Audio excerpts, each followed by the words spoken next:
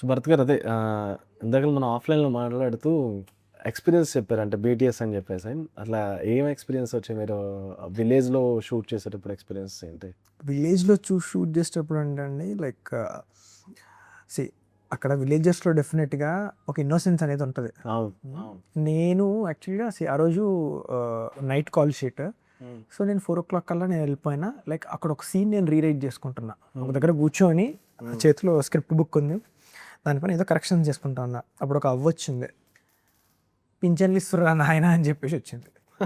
నేనేం చెప్తా, అయ్యో అమ్మ కాదమ్మా సినిమా షూటింగ్ అని అంటే, అవునా పింఛన్లు అయితే కాదు కదా అంటే, కాదమ్మా టెలిఫిన్.